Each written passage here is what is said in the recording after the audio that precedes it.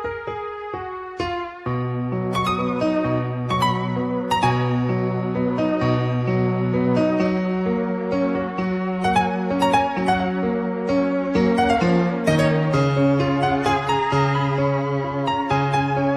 of discussion today is love. Love is a very beautiful thing. Love heals. Love is also said to make the world go round. Love is almost the sum total of everything. To elaborate and educate us more on this topic, I have here with me a former lecturer from the University of Nigeria and also a renowned seasoned man of God, His Lordship Bishop Mba Mong. Welcome once again, sir. Thank you very much, and God bless. His Lordship, what is love? Thank you very much. Love is a word or an expression that has been misinterpreted a lot. Man has misinterpreted it. God has his own description of love. And the dictionary has its own description of love. Okay, if I start with the dictionary description, the Advanced Learner's Dictionary defines it thus: a strong feeling or deep affection for somebody or something. A strong feeling or deep affection for somebody or something. That's a dictionary impression. The human impression is love is measured as what somebody gets from something.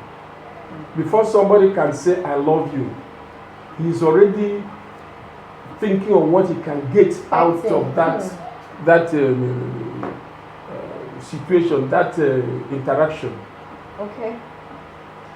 And more worse than that is the fact that love, as far as human beings are concerned, is based on self-interest. Somebody says, I love you. It's based on self-interest. And that is the reason why a lot of love relationships, these relationships are crashing. Because if the person comes to you and his self-interest is not met, there's no more love. Disappointment comes in. Disappointment comes in. But as far as God is concerned, love is an act that, changes lives. As far as God is concerned, an act that changes what? Lives. That is the beauty of love as far as God is concerned. That is why God can say, because of love, out of the love God has for man, He sent His own begotten Son. What did Christ come to do? Christ came to change lives. Because man had already been condemned, And so the coming of Christ brought salvation to man.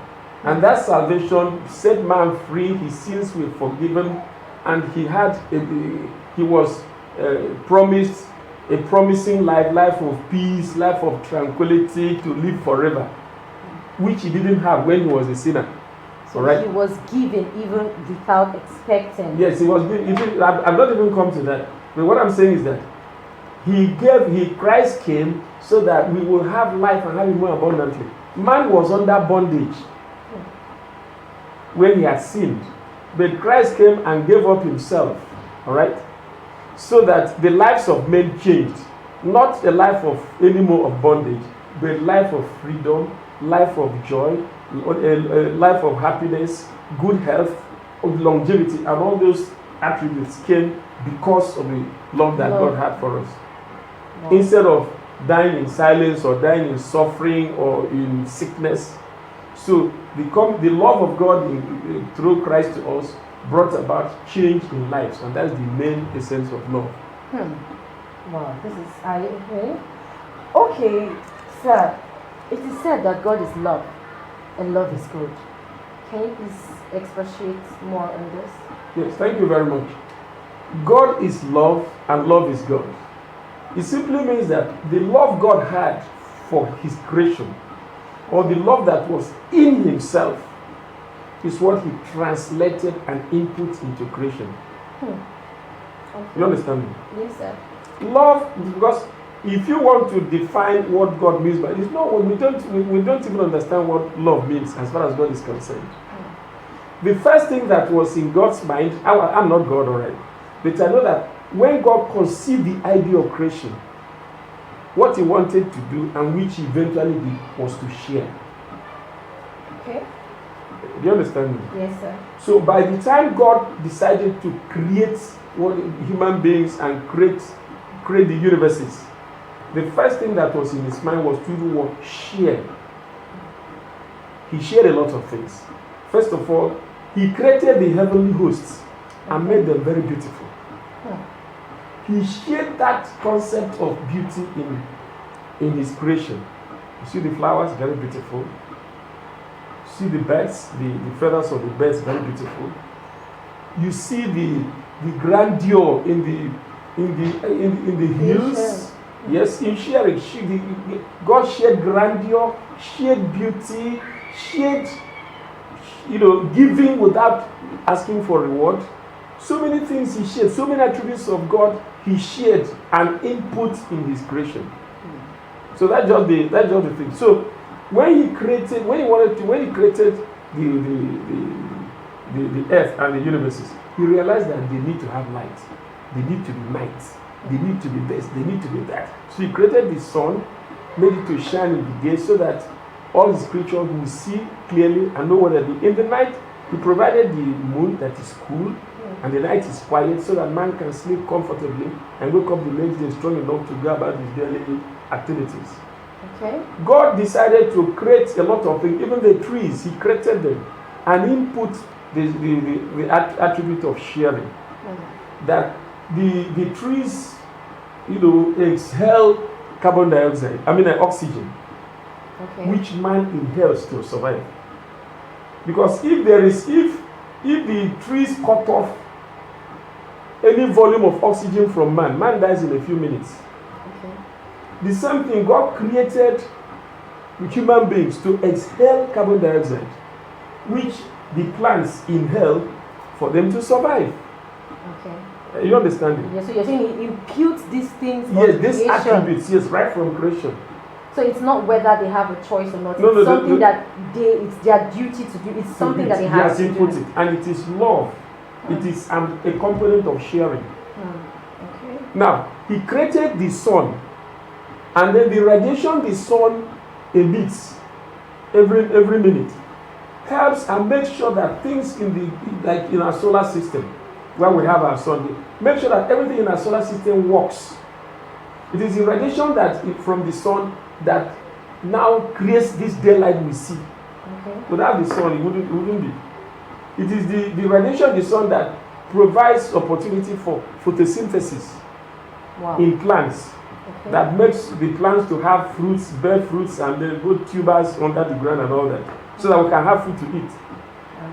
It is the radiation from the sun that makes a lot of things happen. Or even the animals, like the cold-blooded animals, without the sun, they won't be active. Are you understanding? Yes, sir. Like snakes. Snakes are cold-blooded, and most reptiles are cold-blooded. It is the presence of the radiation from the sun that activates them. In that case, you now see that the snake that was lying helpless in the ground, because the sun comes out, it's activated and it lives its normal life. That is sharing. He has shared, that radiation comes in, and his life has changed. If the sun were not there, then the life will not change. To remain dormant, and they might even starve to death. So God input that attribute of sharing, so that man can be able to, or his creation can be able to enjoy. There are so many things that really love taking of God this definition to another level. Trust me, people don't really see it from that angle, and I'm thankful you're making this clear. Thank you. And if you don't see it from that angle, you will always have problems in life. Okay. I'm sure our viewers are listening and there will be problems. Learning one or two things. Your Lordship, what exactly is the place of love in the salvation of man? Thank you very much. You see, St. John's Gospel chapter 3 verse 16 says, "For God so loved the world, that he gave his only begotten Son, that whosoever believes in him shall not perish but have what? Everlasting life." Okay. Now, when God created Adam and Eve and they disobeyed God, you see, let me put it this way. When God created man, he input a very important attribute in man. That is the attribute of free will. Free will. Free will. He gave it to man. It's an attribute of God. He gave it to man. And so that was why when he created Adam and Eve and sent them into the Garden of Eden, he told them, look, all these fruits you should eat. The other one don't. If that fruit I told you not to eat is that which makes you to differentiate between good and evil. And there also is the tree of life. The day you eat it, you will surely die. God put in that word, surely, which means there's nothing that can take it away. Now, Adam and Eve had the free will to choose to remain alive, by not eating the fruit, or eat the fruit and surely die. So they had that option. It was not a one-directional something. But invariably, forget about what they say serpent did. The truth was that God clearly told Adam and Eve, if you eat this, you will die. But if you keep to my orders and observe my injunctions, you will live by not eating the fruit. They chose to eat it and so died. So he gave them the free will. So they had the option. And that free will, God has not taken away from man till today. All right? He's giving us options. Yes. So when we, on our own volition, chose to die through Adam and Eve, he still did not think about that disobedience, but now decided to put in place a redemptive plan for man. Man did not ask God to come and save him. There's no place in the Bible or anywhere that man said, God, come and save us, because we did not even know what we did. When he sent Adam and Eve from the garden, they went and started living their life, started procreating, having children. They had Abel, Cain and Abel, and then the twin sisters, down the line. But God put in place a redemptive plan for man, and they started walking towards it. Because you see, a lot of spiritual things, when God says this is going to happen, it does not happen because it passes through the different stages, different realms of existence before it comes into this material world.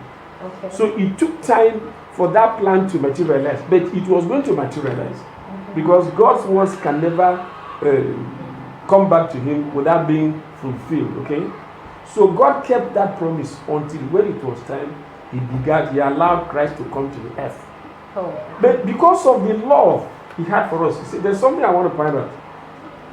When a man disobeyed God, God still did not allow man to be fully destroyed. He allowed man to be using the Hebrew children to be using the blood of rams, the blood of goats for the atonement process.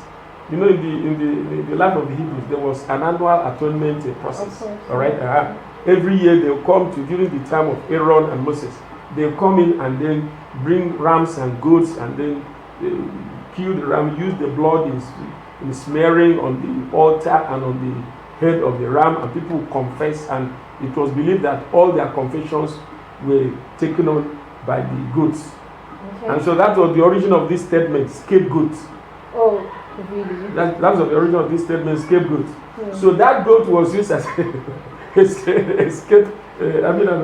something that we use for sacrifice. So when the confession was made into the goat would be held by very powerful men and then sent and thrown away into the wilderness. The goats that were used, they actually identified as the scapegoat. That is what it is in English language, a scapegoat. Something that is going to be used for sacrifice, or something that has to bear the burden of others. All right. Now, but in course of these sacrifices, still those sacrifices of goats and rams did not salvage man from sin and death. Reason being that if you read Psalm 51 verse 5, it says we were conceived in sin and born into what? Iniquity.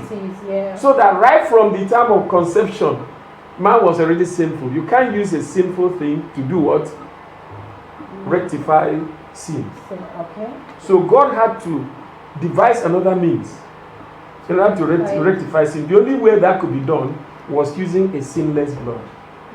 And in that sinless blood, he had to create a situation that will make that work. The only way he created, the only thing that will make it work was that immaculate conception. All right?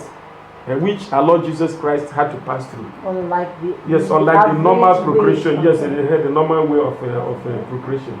So that the Holy Spirit, Mary was conceived by the Holy Spirit. And so that child that was born there had no sin in his blood. And so that was the only sinless blood that could salvage man from sin and death. Wow. So that is exactly what happened.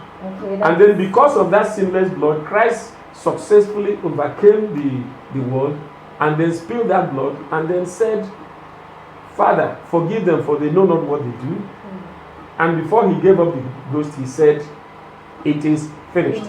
That statement, it is finished, was the end of all the sins of man.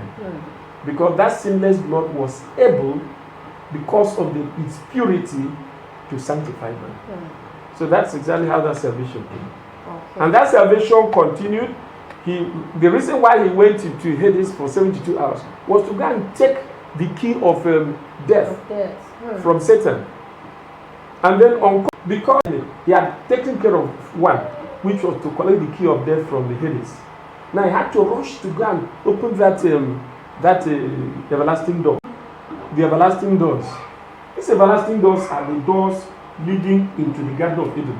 Okay, so the door leading to the Garden of Eden was locked. That is the door they call the everlasting door. That's the everlasting door. Okay.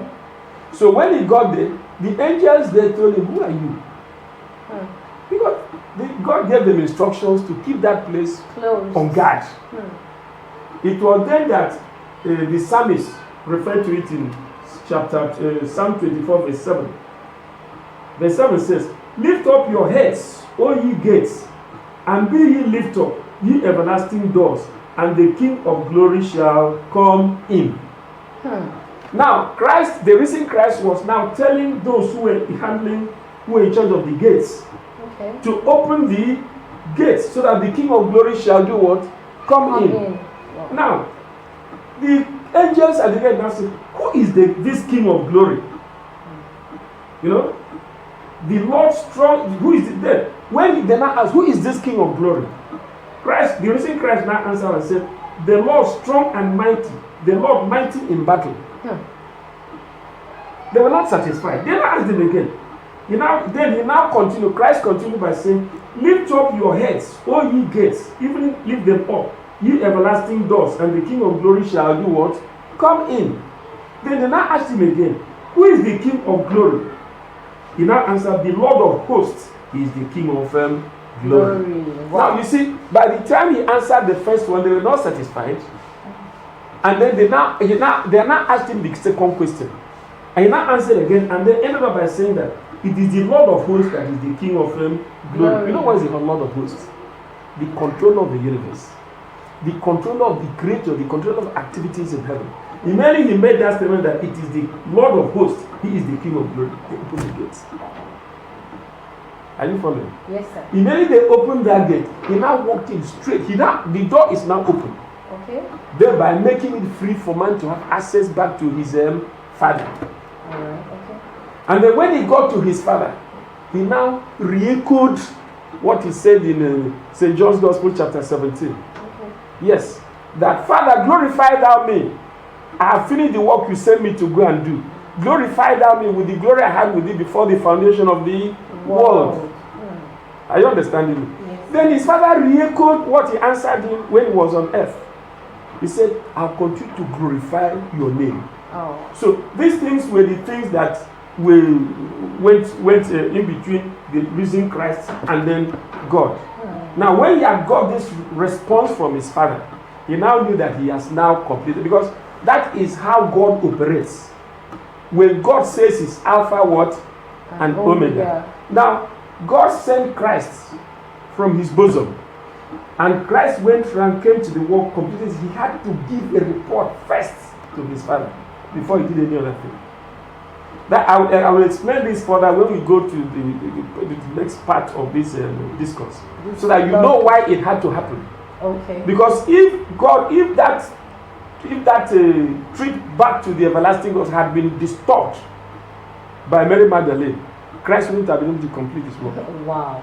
I We are will explain surely this definitely later. going to go Yes, back we're going to that. because But he's God of wisdom. He's Okay. the creator, so he knew why it was necessary. because it seems there's a whole lot we need to know Yes, about yes, that. yes. So Because that was why he visit told that. he told Mary, please go and tell your brethren that Okay. I'll soon be with them. Wow. Yeah, that is what happened. So he now rushed. After he had finished the discussion with his father has accepted and approved of his mission. His father has glorified him before he now came back to meet his disciples. Wow. And it was after he had reported to the father and the father had okayed his mission that the salvation of man was complete. And then from then on, those who believe, it's conditional, those who believe, because he has not taken away that free will spirit from us. Those who believe will, through his blood, be saved. Provided they do one A, B, C, D. It's not just a free. It's not a free lunch. He has redeemed man. Yes, yes. We still have the free will to choose. Yes, you have the free will. It's not an outright We're something. going to revisit that topic, but then let's go to our next question. Okay. But there seem to be very high rates of divorce in the world. Could this be caused by lack of love? You see, when we were in the opening statements, I had told you that the concept of love by human beings, it's not the same concept of love that God has. The truth is that God has the concept of love with respect to God is that of changing lives. Okay.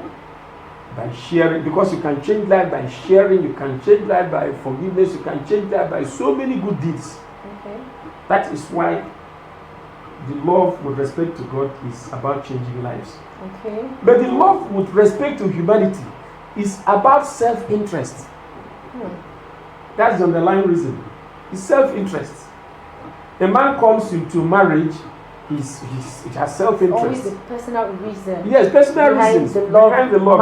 Yes. Okay. You know, he goes into marriage, maybe he sees the man is from a very rich home, he can have good things, he can build houses, he can acquire wealth. Or he or she is skilled. He's skilled or something happens. Okay. So, if, for example, they go into that relationship and those aspirations are not met, disappointment crashes. The thing crashes. Okay. If, for example, somebody is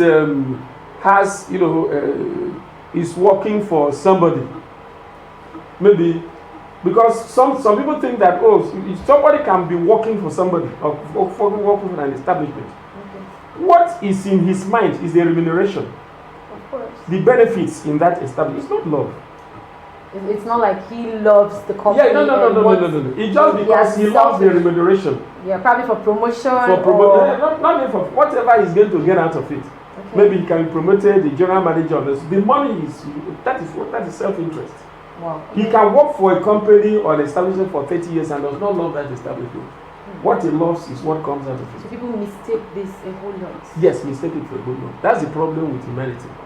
And so because of that, when people go into relationships, one of it being marriage, and the aspirations are no more met, the interest reduces. It goes. It is not just possible. It goes. But if somebody goes into a relationship like marriage, knowing that you are going into that marriage to share, to change lives. If you are a man, you are going to change the life of the woman. Or you're going to marriage to change the life of the man. To give. Without asking for. It's all about yourself. About this. When that self-interest is not there and it is out for the essence is to give, to share, the marriage will survive. They can have a lasting marriage. It will survive. It will be lasting. So what he's saying, people should copy the kind of love God gives instead of the idea kind of love man has. Okay. That is why some scholars feel that that's why they call the God type of love the agape love. Okay. That's you see that's other the type God's love is called agape love. Okay. Outside agape love, it is carnal love. Unless perhaps somebody is able, maybe because of upbringing or because of the studies in the church, of the Bible and the Quran, whatever it is, man is able to structure himself into a place where he can be able to understand what God thinks of love and then apply it in his daily life. Outside that, it never work. Thank you, Your Lordship. You said that unless man practice love, there cannot be peace on earth. Yes.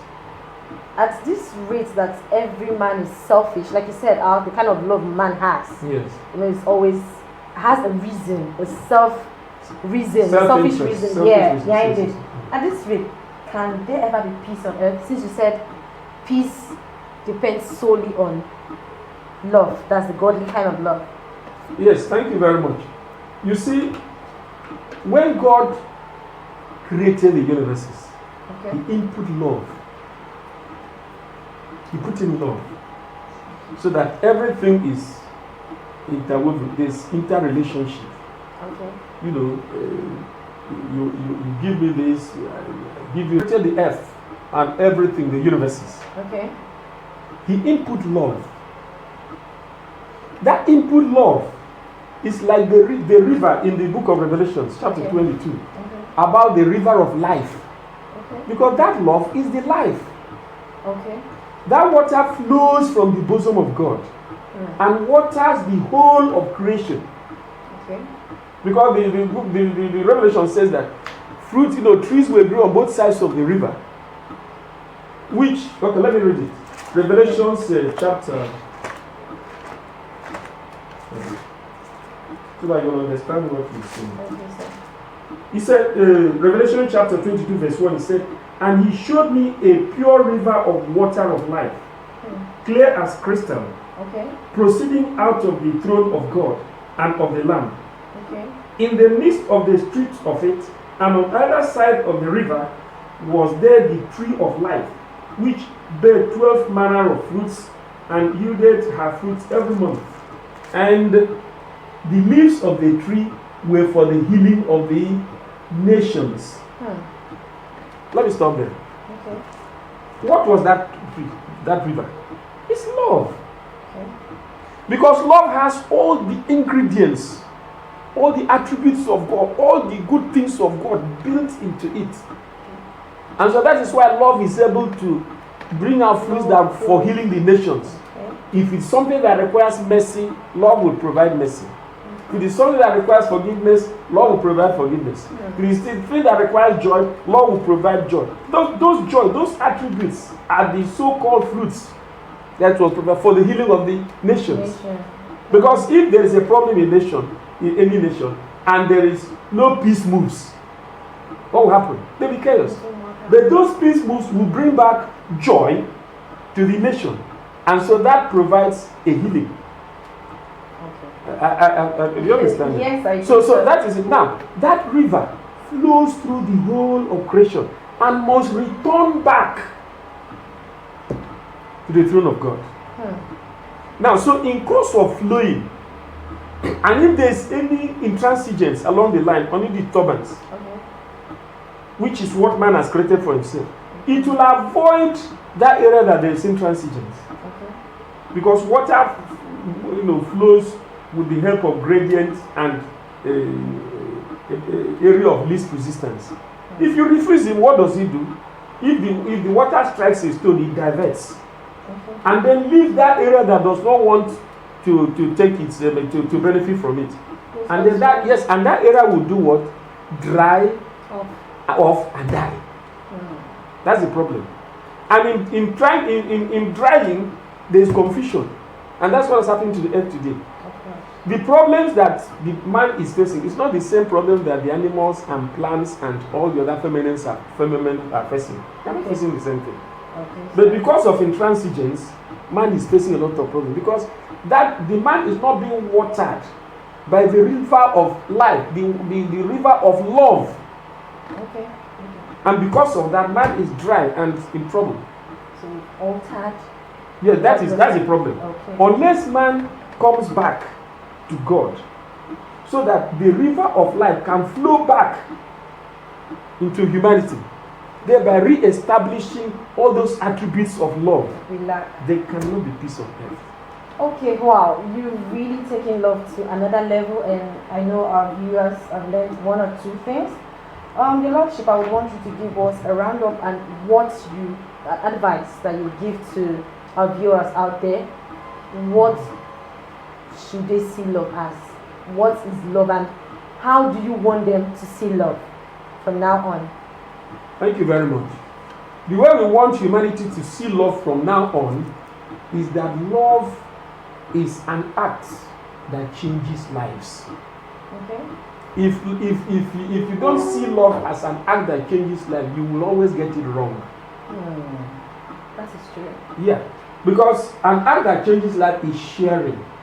If your brother, like now we're having a coronavirus, Okay. and people are starving. Yeah. What can change life is to provide food for the needy. When you give them food, their life has changed. That is true love. Wow. If you go to a community and they are fighting and killing themselves, you try to make peace. That is an act of love. Try to make peace. When you can reconcile, when you are able to reconcile those two areas, you brought peace. There will be progress. There will be prosperity. There will be prosperity. Okay. That is an act of love. That is changing life. There are so many things love can do. And that is the way we should think of it. Because if we continue with this carnal concept of love, there will always be crisis, because all you are interested is self-interest. Let me take, never giving. And if that happens, man is going nowhere. Oh, thank you very much, sir. We've learned a whole lot today, and I'm sure our viewers, that's the agape love. There you have it, guys. We can't wait to have another section of